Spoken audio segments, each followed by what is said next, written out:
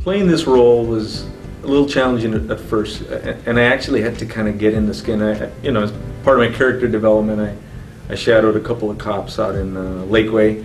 I really wanted to be believable on my movements as just the technical stuff that cops do, and then the magical wardrobe. I mean, once you actually put on a uniform and you've kind of done your homework, you've got the physical thing happening. What I really had to kind of find that place was just kind of slowly percolate that mean guy, that intensity. My name is Christopher Schmitz. I'm working on the music for Between Kings and Queens. There are always challenges with each film, and the hardest part probably is just at the beginning, trying to figure out what the film is saying and how to approach it musically. And in this case, I felt like an orchestral score would work well with the movie.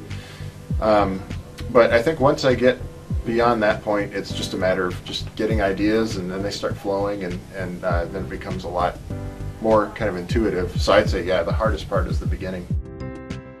As a cinematographer, you work with a variety of directors with various abilities and various skills. And sometimes you have to help in one place versus another. One of the things that I really liked about Joy was that she knew what she wanted. She had the images in her head.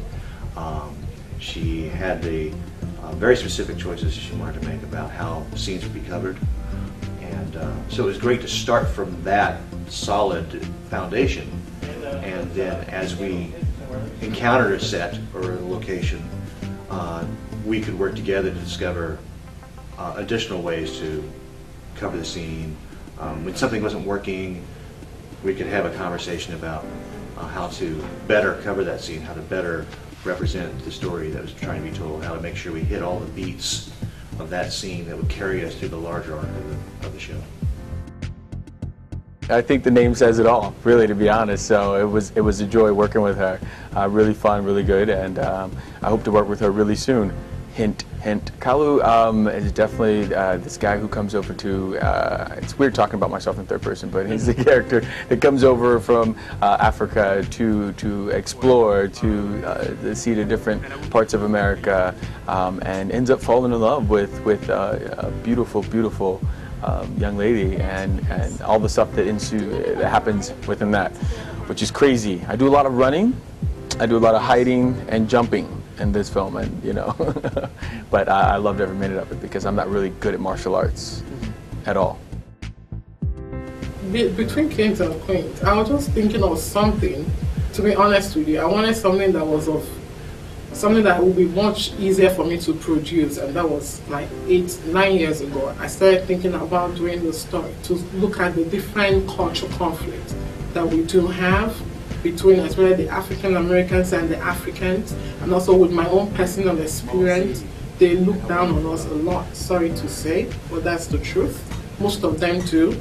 Some of them do respect, that, okay, we came from a third world country. I think as an actor, to see myself on the screen, I prefer to go through the process of actually acting and being out there on set. But I get I'm still uncomfortable about seeing myself on screen. At times you even feel like you don't even connect with the person you see on screen. It's so different than who I feel I am. It is the first time I've had to do an African accent for a whole film. I've had to do it for a short film, but never for like a whole time. And it was fun. It was actually a lot of fun, and that was one of the things that attracted me to the film. To be able to do that and be able to work on it. It was great. It was a great time. It's been great to work with the musicians. It's always wonderful to have your music come to life and have people come in and bring their own interpretations of the notes and the lines that you write.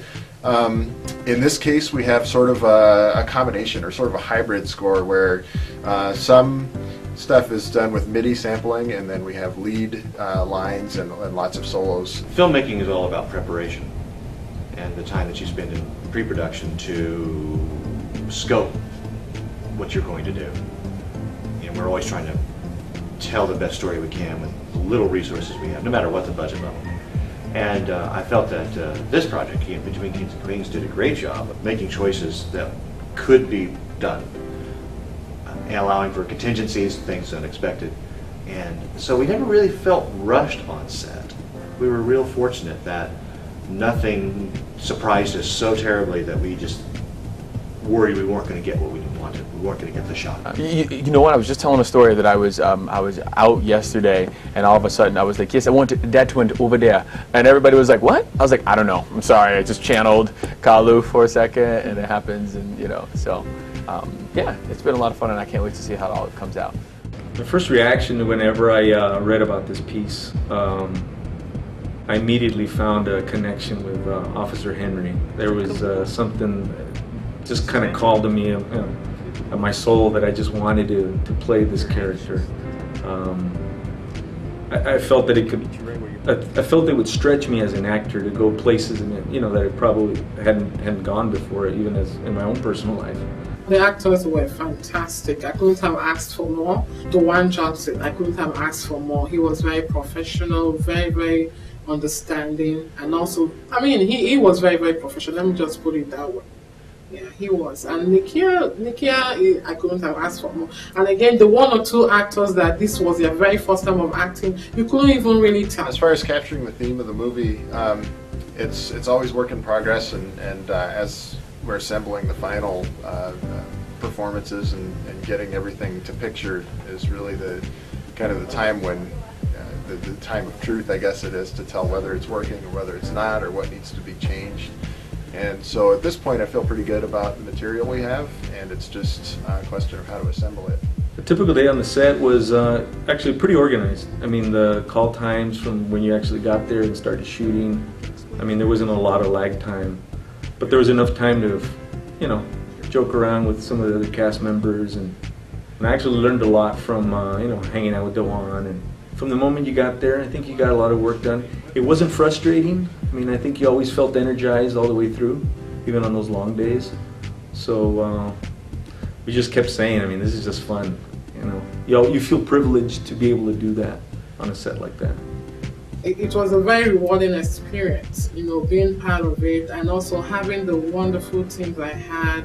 When I talk about the art director, because I mean, I was really part of what the project was like, so I knew what was involved in every department, and the way these young people, and I don't want to tell someone that the person is old, but the way these people came together made it happen. One of the best things about working on this film was that there was so much truth in front of the camera.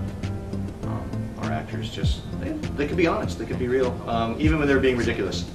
That was the fun thing about it, was that there were very few opportunities to cringe, where you just felt, okay, I'm on a good project here. I got people who really love what they do and are good at what they do, and you see that in the frame.